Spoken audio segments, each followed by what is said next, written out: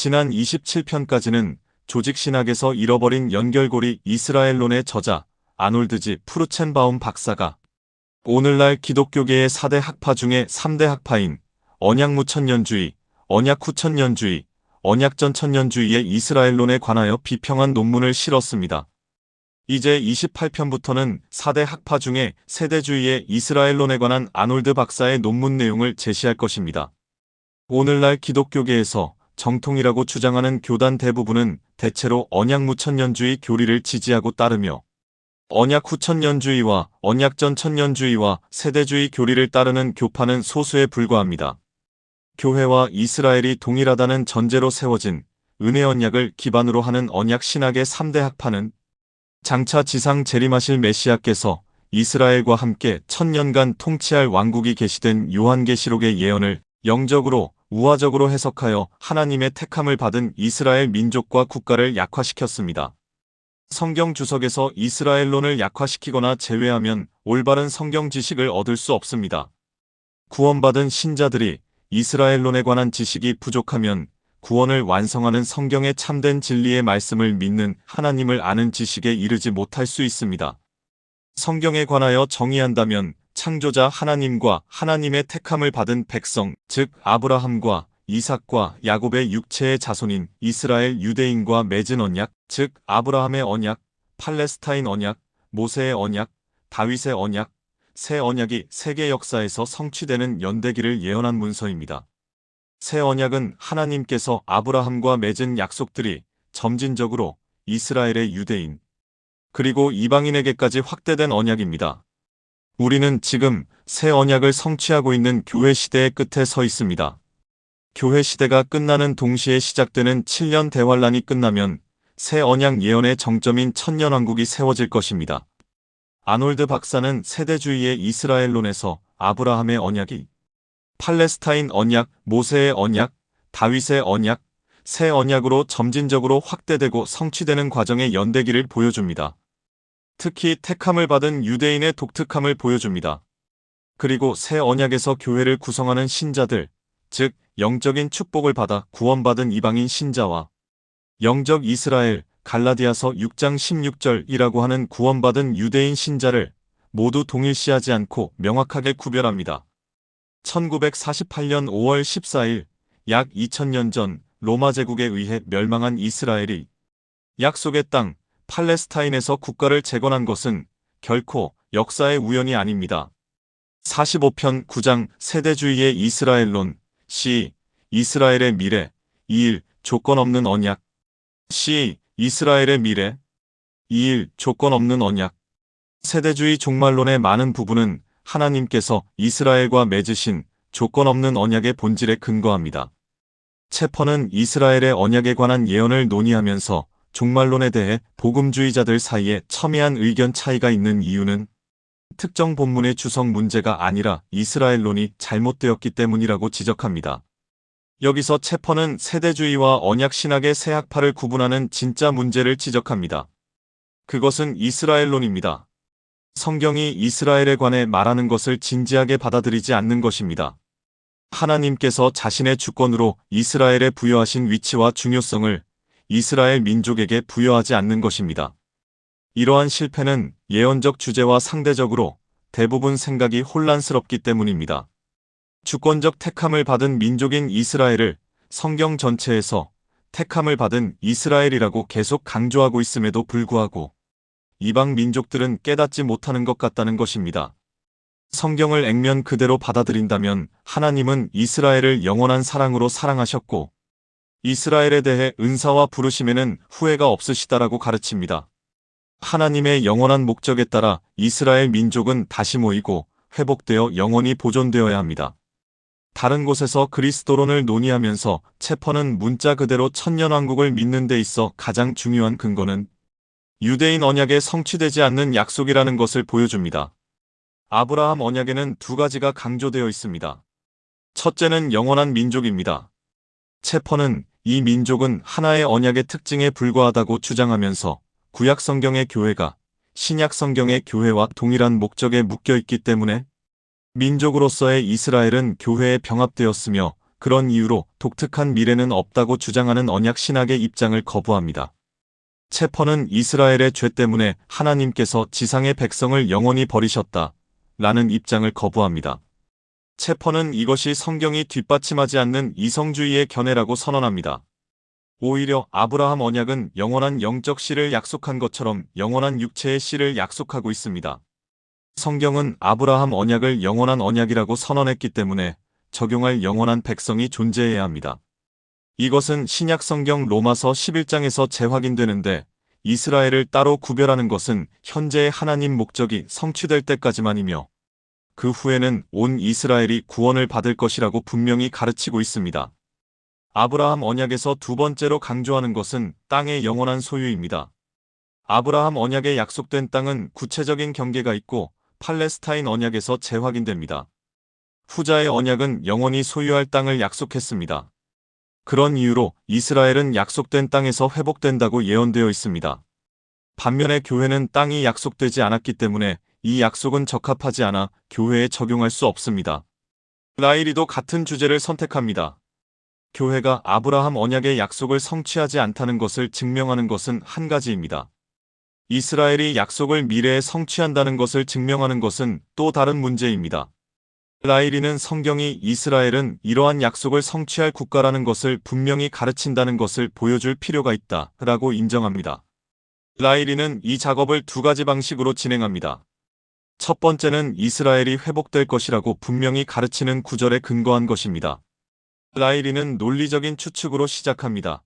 아브라함 언약의 약속이 조건이 없다면, 교회가 이 약속을 성취하지 않는다면 유일한 논리적 결론은 이스라엘이 그 약속을 성취하기 위해 회복될 것이라는 것입니다. 하지만 많은 언약신학자는 하나님께서 이스라엘을 완전히 거부하셨다고 주장합니다. 라일이는 이 개념을 거부하며 두 구절을 검토합니다. 첫 번째는 마태복음 21장 43절로 이스라엘을 거부했다고 가르치는 사람들이 즐겨 인용한 구절입니다. 하지만 이 구절이 이스라엘이 상속받은 모든 약속을 완전히 박탈했다고 가르칠까요? 언약신학자 중에 대부분은 그렇다고 대답하지만 세대주의자들은 아니라고 대답합니다. 라일이는 예수님이 하나님의 왕국을 너희에게서 빼앗으리니 라고 말씀하셨을 때 이스라엘 민족에게서 영원히 빼앗는다는 의미가 아니라고 말합니다. 오히려 예수님이 말씀하신 세대, 너희는 예수님 당시의 유대인 세대를 가리킵니다. 예수께서 그 소출을 가져올 민족에게 주리니 라고 말씀하셨을 때 교회는 민족이 아니기 때문에 교회라는 의미가 아닙니다. 오히려 천년왕국에 입성하기 전에 주님께 돌아와 구원받을 이스라엘의 미래 세대를 의미합니다. 두 번째 구절은 로마서 11장 26에서 27절이며 온 이스라엘이 구원받으리라고 예언합니다. 문맥상 바울은 이스라엘 민족을 따로 떼어놓은 것이라고 말했고 이것은 틀림없이 이스라엘 민족의 회복을 말하는 것이 분명합니다. 오늘날 구원받는 사람들은 남은 자이지만 미래에는 남은 자들만이 아니라 온 이스라엘이 재림시에 구원을 받을 것입니다. 라일이는 이 두 구절에 따르면 이스라엘은 버림받지 않았고 미래의 축복의 장소로 회복될 것이 분명하다라고 결론을 내립니다. 그런 이유로 이스라엘은 아브라함 언약을 성취할 수 있는 위치에 있게 될 것이라는 것입니다. 두 번째는 이스라엘이 땅을 다시 소유한다는 것을 보여주는 구절에 근거합니다. 라일이는 다시 논리적 추측으로 시작합니다. 이스라엘이 회복되어 아브라함 언약을 성취할 수 있을 것이 분명하기 때문에 이스라엘은 그렇게 할 것입니다. 이 회복에는 약속의 땅에 대한 소유가 포함되며 그 경계는 매우 명확한 용어로 주어졌습니다. 심지어 땅을 누릴 수 있는 조건이 정해진 팔레스타인 언약도 아브라함에게 주어진 땅의 소유권을 결코 박탈하지 못합니다. 교회가 특히 이스라엘의 약속을 성취할 수 없다 라는 사실에 비추어 볼 때 두 가지 선택밖에 없습니다. 성취될 미래가 전혀 없거나 있을 것입니다. 성취될 미래가 있다면 미래에도 이스라엘 민족은 계속된다는 것입니다. 왈브루드도 또한 세대주의의 종말론과 함께 아브라함 언약의 중요성을 강조합니다. 아브라함의 약속을 논의하면서 왈브루드는 아브라함과 그의 후손은 분명히 땅을 약속받았다고 말합니다. 창세기에 주어진 구체적인 내용에 비추어 볼 때 그 당시 문자 그대로 카나안 땅으로 알려진 지상의 토지라고 분명하게 이해했었습니다. 문제는 이 특별한 약속이 아직 완전히 성취되지 않았다는 것입니다. 문제는 이러한 약속이 미래에 성취될 것인가 하는 점입니다. 언약 후천년주의자들과 언약 무천년주의자들은 모두 부정적으로 대답합니다. 심지어 민족의 회복을 믿는 언약 전천년주의도 구약 성경의 약속에 근거하기를 주저합니다. 하지만 세대주의자들은 아브라함 언약에 근거해 긍정적인 대답을 하는데 어려움이 없습니다. 세대주의자들은 아브라함 언약이 조건 없는 언약이라고 믿기 때문에 이스라엘이 미래에, 특히 천년왕국 기간에 약속의 땅을 소유한다는 확실한 근거가 있다고 주장합니다. 궁극적으로 문제는 이스라엘이 약속의 땅을 모두 소유할 것인지의 문제로 귀결됩니다.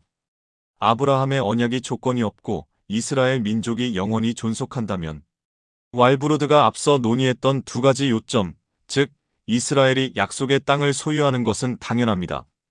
왈브루드는 만약에 이 마지막 요점과 관계없이 입증할 수 있다면 언약은 조건이 없으며 이스라엘은 국가로서 존속할 것이라는 앞에 두 가지 요점에 대한 추가적인 증거가 될 것이라고 말합니다. 나중에 땅의 약속에 대한 특성을 논의한 왈브루드는 그러한 세부 사항을 우화적으로 해석하거나 영적으로 해석해서는 안 되고 반드시 문자 그대로 받아들여야 한다고 지적합니다. 따라서 약속의 특성은 구체적인 경계가 있는 실제 지상의 땅이고 이스라엘의 영원히 소유물로 주어졌다는 것입니다. 일부 언약 무천년주의자들은 이러한 약속은 비유적으로 이해하도록 의도되었거나 이스라엘의 불순종으로 인하여 취소되었기 때문에 절대 성취되지 않을 것이라고 주장합니다. 같은 학파의 다른 사람들은 그러한 모든 예언은 여호수아 21장 43에서 45절과 또는 솔로몬 열왕기상 4장 21절, 24절 시대에 이미 성취되었다고 주장합니다. 이 주장에 대해 왈브루드는 다음과 같이 답변합니다. 무천년주의자 입장은 종종 자신의 주장이 뒤집힐 수 있다는 사실을 자각하지 못하고 있다. 현재의 사례가 좋은 예이다. 땅에 관한 예언들이 여호수아나 솔로몬 시대에 성취되었다면 나중에 기록된 성경은 왜 여전히 미래의 땅을 소유한다는 소망을 호소하는가? 사실상 대예언서와 소예언서는 모두 어떤 형태로든 미래의 땅을 소유한다는 소망을 언급한다. 모두 솔로몬 시대 이후에 기록되었다. 이것은 무천년주의 입장에 대한 명백한 반박이고 모든 증거를 고려할 때 무천년주의는 천년왕국 논쟁의 실제 문제에 직면한 적이 없다고 지적한다. 땅에 대한 원래의 약속은 1. 땅의 소유, 2. 영구적인 소유, 3. 땅의 점유와 관련이 있다. 왕국이 정점에 달했던 솔로몬 시대에도 그 땅을 모두 소유하지 못했다. 무천년주의자들이 인용한 바로 그 구절, 열왕기상 4장 21절에서 알 수 있듯이 기껏해야 조공을 받는 상태였다. 물론 소유가 영구적이지 않았다는 데는 모두가 동의할 것이다. 더 나아가 이스라엘이 실제로 모든 땅을 점령한 적도 없었다. 이스라엘 민족은 회복될 것인가? 라는 질문에 답변한 왈브루드는 구약 성경 선지자들의 증언을 논의하는 것으로 시작하여 다음과 같이 말합니다. 구약 성경의 예언자 대부분은 이스라엘이 회복되어 모든 민족의 머리가 될 천년왕국의 영광을 간절한 시선으로 바라보았다. 아브라함 언약은 이스라엘이 영원한 언약, 창세기 17장 7절을 성취하고 그 땅을 영원한 소유, 창세기 17장 8절로 갖기 위해 영원한 국가로 지속되어야 한다고 요구했다. 앞서 논의한 모든 사실이 이스라엘은 영원히 국가로 존속하고 그 땅을 영원히 소유하며 세습되지 않고 교회로 대체되지 않으며 이스라엘 기본 언약이 성취를 위해 하나님의 신실하심에만 의존한다는 점까지 이 모든 사실이 결합되어 이스라엘이 수세기에 걸친 흩어짐과 징계를 걸쳐 이스라엘은 회복되어야 한다는 결론에 도달한다. 이스라엘이 미래에 회복될 것이라는 결론은 이러한 사실과 더불어 도래할 이스라엘의 황금기에 관한 선지자들의 방대한 증언에 근거한다. 왈브루드는 계속해서 언약 후천년주의자들과 언약 무천년주의자들이 그러한 예언을 문자 그대로 이해해야 한다는 것을 부인함으로써 그러한 회복이 있을 것이라는 점을 어떻게 부인하는지 요약하면서 이 증언의 부인에 대해 논의합니다. 왈브루드는 다음과 같이 대답합니다. 하지만 이스라엘에 주어진 약속을 문자 그대로 해석하려는 모든 시도는 예수 그리스도께서 재림 때 지상의 천년왕국이 세워지는 것과 일치하는 미래의 회복을 가리킨다. 이 이스라엘의 미래 회복은 이미 많이 논의된 이스라엘에 관한 계시의 많은 부분과 조화를 이루며 이를 뒷받침하고 있다. 그런 다음 왈브루드는 이스라엘의 회복에 대해 믿지 않을 수 없는 중요한 요점을 요약합니다. 첫 번째 요점은 이스라엘의 국가로서의 지속성입니다. 아브라함 언약이 영원한 약속을 담고 있는 영원한 언약이라는 사실과 이 언약이 이스라엘과 맺어졌다는 사실은 이스라엘의 국가로서의 지속성을 보장합니다. 이스라엘은 수세기 동안 흩어져 있었고 육체의 자손이 타락했음에도 불구하고 인식이 가능한 실체로서 지속되어 왔다는 사실이 이를 더욱 증명합니다.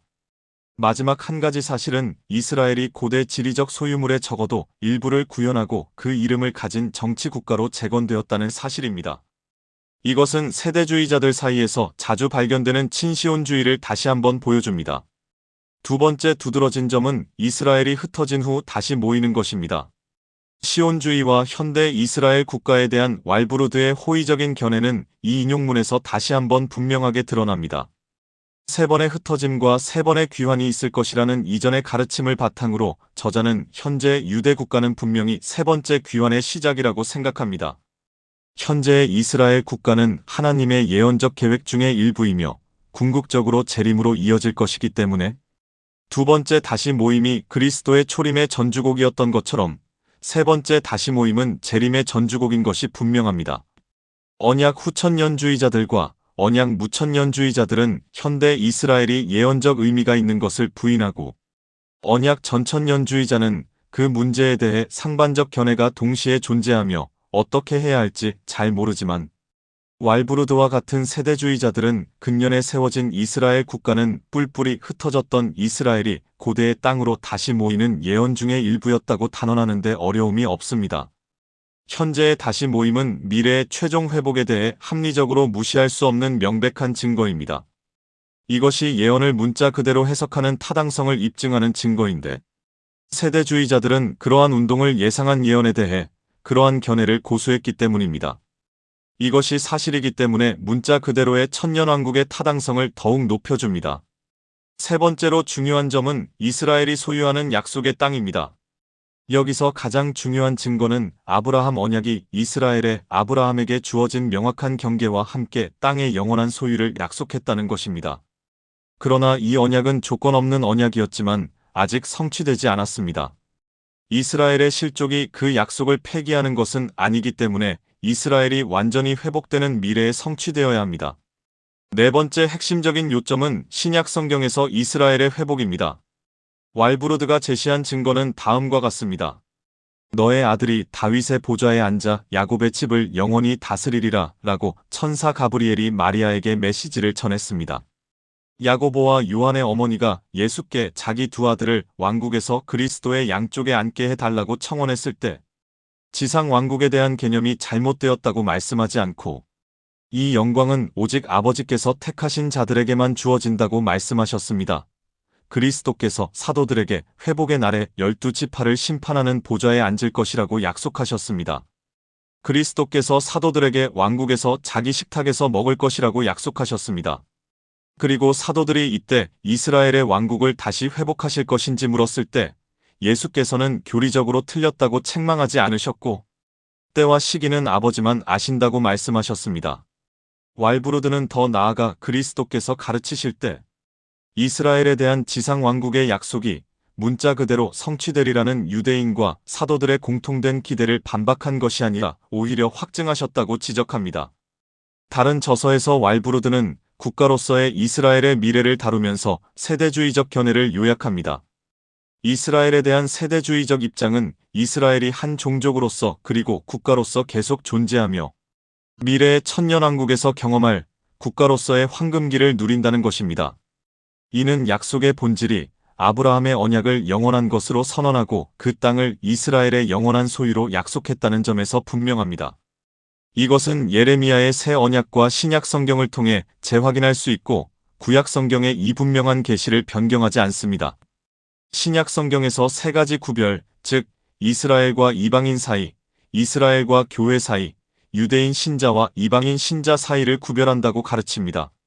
하나님의 신실하심은 이스라엘과 교회를 막론하고 누구에게나 성취될 것이라고 믿을 수 있을 정도로 신실합니다.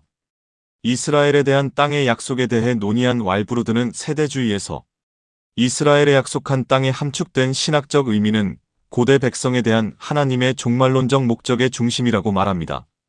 아브라함의 언약에 관하여 말하자면 땅의 약속은 아브라함과 맺은 원래의 언약에서 필수적인 요소였으며 문자 그대로 이해하지 않으면 언약은 무의미해집니다. 더 나아가서 대예언서와 소예언서 모두 약속에 대해 끊임없이 반복하며 문자 그대로 땅의 소유권을 암시하거나 명시합니다. 왈브루드는 수많은 예언이 구약 성경 전체가 미래에 이스라엘이 땅을 소유한다는 약속을 뒷받침하는 압도적인 증거를 제공한다고 생각합니다. 이 약속은 지금까지 이스라엘이 단 한 번도 성취한 적이 없고 결코 이방인에게는 이전되지 않았다 라고 말합니다. 하지만 언젠가는 이 약속이 반드시 성취되어야 합니다. 이스라엘의 흩어짐이 예언되어 있었고 성취된 것처럼 모든 다시 모임도 반드시 성취되어야 하며 또 한 번 더 예언되어 있습니다. 최종적인 다시 모임에는 모든 이스라엘 사람이 마지막 한 사람까지 포함될 것이며 오늘날에 결코 성취된 적이 없는 약속입니다. 땅의 약속은 여호수아 시대에도 솔로몬 시대에도 성취될 수 없었습니다. 그 이유는 어떤 누구도 적절한 의미에서 약속을 성취하지 않았고 그 시대 이후에 이야기한 선지자들은 약속을 그 시대 이후 미래에 성취될 대상으로 간주했기 때문입니다. 이스라엘에 관한 예언이 과거에 항상 성취되었던 것처럼 미래에도 성취될 것이라는 것입니다. 신자가 오늘날 하늘의 약속을 확신하는 것처럼 이스라엘의 땅에 대한 약속도 마찬가지로 확실하다는 것입니다. 왈브루드는 다른 저서 중에 한 저서에서 신학자가 예언을 문자 그대로 받아들인다면 반드시 도달해야 하는 결론을 무엇인가에 대해 구체적으로 요약합니다. 첫 번째는 장차 일어날 마지막 때의 주요 특징이 될 고난의 때가 있다는 것이며 일반적으로 대환란이라고 부른다. 두 번째는 그 대환란은 이스라엘의 역사가 정점을 이루는 7년간의 기간이라는 것이다. 세 번째는 성경 연구의 다른 모든 영역에서와 마찬가지로 종말론에서 이스라엘과 교회는 계속 일관적으로 구별된다. 이러한 구별은 교회를 하나님 계획의 신성한 목적에서 이스라엘 민족과 구별되며 특히 이스라엘의 구원받은 자 또는 택함을 받은 자를 위한 하나님의 계획과는 대조되는 구별된 신자들의 무리로 간주한다. 펜테코스트는 각각의 조건 없는 언약에 대한 종말론적 의미를 부여하면서 아브라함 언약에 관하여 다음과 같이 말합니다. 아브라함 언약은 이스라엘과 맺은 조건 없는 언약이기 때문에 폐지되거나 이스라엘 민족이 아닌 다른 민족을 통해 성취되지 않는다고 결정되었을 때 이스라엘은 하나님의 미래 계획을 결정하는 땅과 자손에 관한 약속을 계속 유지하고 있는 것을 알 수 있다. 축복을 받는다는 말을 포함하는 땅과 자손이라는 단어는 언약의 종말론적 부분의 본질적인 특징을 요약한다. 팔레스타인 언약에 대해 펜테코스트는 다음과 같이 명시합니다. 문자 그대로의 성취에 근거해서 이 언약의 조항들의 원문을 보면 이스라엘은 반드시 회심해야 하고 흩어져 있던 세계 전역에서 반드시 다시 모여야 하고 소유하기로 되어 있는 땅에 반드시 정착해야 하고 원수의 심판을 반드시 목격해야 하고 반드시 보장된 물질적 축복을 받아야 하는 것을 쉽게 알 수 있다. 그러므로 이 언약은 우리가 기대하는 종말론에 큰 영향을 미치는 것으로 보인다. 이러한 일들은 결코 성취된 적이 없으며 영원하고 조건 없는 언약은 성취를 요구하기 때문에 우리는 미래의 사건에 대한 계획에서 그러한 만일의 계획을 제공해야 한다. 이것이 이스라엘의 서신을 보낸 선지자들의 기대이다. 종말론의 영역에서 이스라엘론에 영향을 미치고 있는 팔레스타인 언약은 문자 그대로 해석한다면 이스라엘의 민족적 구원과 민족적 다시 모임과 땅으로 다시 돌아오는 민족적 회복과 이스라엘 원수의 심판과 메시아의 왕국에서 약속된 물질적 축복의 누림을 요구하고 있습니다. 팔레스타인 언약의 조건 없는 약속은 과거에 결코 성취된 적이 없었기 때문에 미래에 반드시 성취되어야 합니다. 펜테코스는 그런 다음에 다윗 언약으로 돌아갑니다. 미래의 문자 그대로 성취되기를 기대하기 때문에 이스라엘의 미래에 관한 특정한 사실을 제시한다. 이 일, 무엇보다도 먼저 이스라엘 민족은 반드시 보존되어야 한다. 2. 이스라엘 민족은 반드시 존재해야 하고 상속받은 땅으로 돌아와야 한다.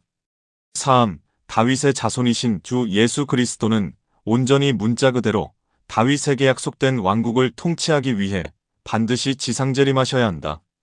4. 문자 그대로의 지상 왕국은 재림하신 메시아께서 통치하기 위해 반드시 세워져야 한다. 5. 이 왕국은 반드시 영원한 왕국이 되어야 한다. 보좌와 집과 왕국은 모두 다윗에게 영원히 약속되어 있었기 때문에 다윗의 보좌에서 다윗의 왕국을 다스리는 메시아의 통치는 반드시 영원해야 한다. 이스라엘론에 영향을 미치고 있는 종말론의 영역에서 다윗 언약은 문자 그대로 해석하면 이스라엘이 국가로서 보존되고 다윗이 통치했던 땅과 유사한 명확한 경계가 있는 땅에서 이스라엘의 국가적 존재가 요구되고 문자 그대로의 지상 왕국을 통치하기 위해 메시아께서 재림하실 것을 요구합니다. 메시아께서 현재 영적 왕국, 즉 교회를 다스리는 아버지의 보좌에 앉아 계신 것은 언약의 약속을 이행하고 있는 것이 아닙니다. 마지막으로 펜테코스트는 새 언약에 대해 논의합니다. 이스라엘은 이 언약에 따르면 팔레스타인 땅을 반드시 회복해서 소유로 삼을 것이다. 이것은 또한 국가의 보존을 수반한다. 이스라엘은 국가적으로 회심하고 거듭나서 죄 사함을 받고 새 마음을 이식받아야 한다. 이 일은 메시아께서 지상 재림하신 이후에 일어난다. 이스라엘은 성령의 부으심을 경험하여 개인에게 의로움을 일으키고 개인을 가르쳐서 지식이 충만해질 수 있도록 해야 한다. 이스라엘은 도래할 왕국에서 왕께서 베푸시는 물질적인 축복을 받아야 한다. 팔레스타인을 재건하고 개간해서 의와 평화가 거하는 영광스러운 새 땅의 영광스러운 중심지로 만들어야 한다.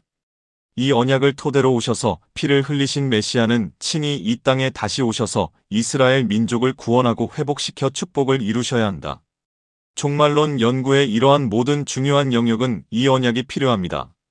종말론의 영역에서 이스라엘론에 영향을 미치는 새 언약은 문자 그대로 해석하면 이스라엘 민족이 보존되고 회복되어 약속의 땅을 소유하고 민족적으로 거듭남과 구원, 민족적인 죄사함, 민족적인 성령의 부으심, 그리고 축복과 평화의 특징을 나타내는 물질의 축복과 재건된 이스라엘 땅과 같은 메시아의 왕국의 조건을 요구합니다.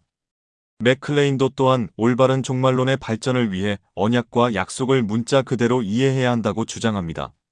맥클레인은 선지자들이 중개왕국에 관하여 이야기했을 때 일관되게 이스라엘과 관련시켰다고 말합니다. 선지자들의 많은 약속은 구약성경의 이스라엘 백성에게 한 약속이었습니다. 이러한 약속에는 종교적으로나 정치적으로 다른 모든 민족의 머리가 된다는 약속이 포함되어 있습니다. 이전 장에서 살펴본 바와 같이 그런 그림은 언약 신학과 잘 맞지 않습니다. 맥클레인이 묘사한 이들은 미래 왕국의 이스라엘과 구약 성경 역사의 이스라엘의 역사적 연속성을 부정하는 사람들입니다.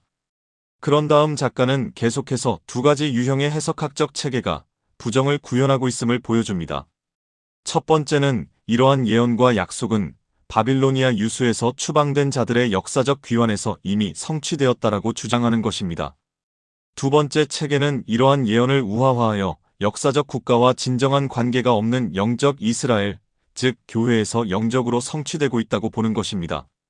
맥클레인은 이스라엘 역사에서 하나님의 약속을 제거하려는 이러한 시도는 성경의 증언 앞에서 지탱할 수 없다라고 생각하며 그 이유로 7가지를 제시합니다.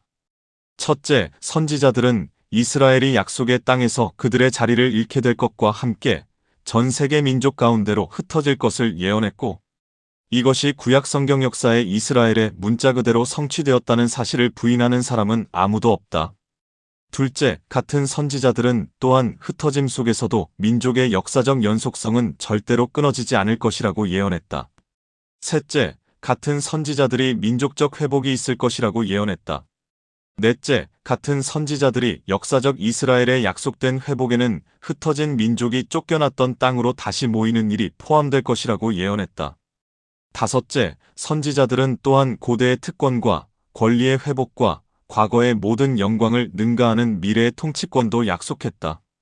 여섯째, 선지자들은 이러한 예언의 성취가 마지막 날에 일어난다고 정했는데 이는 이러한 예언을 종말론적 미래에 두는 것으로 과거의 부분적인 회복이 성취된 것으로 간주할 수 없다는 것이다.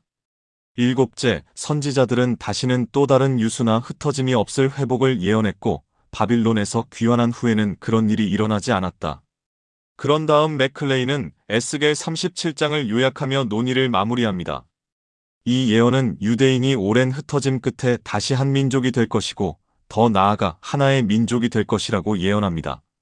저자는 이 놀라운 장의 어느 곳에서도 역사적 연속성이 끊어질 수 있는 지점은 없다 라고 지적합니다.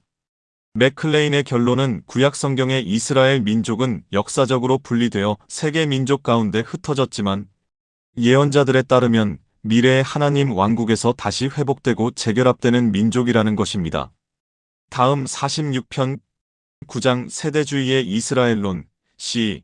이스라엘의 미래 2. 휴거와 대환란 A. 14만 4천의 유대인과 이스라엘의 남은 자 B. 요한계시록 12장의 여인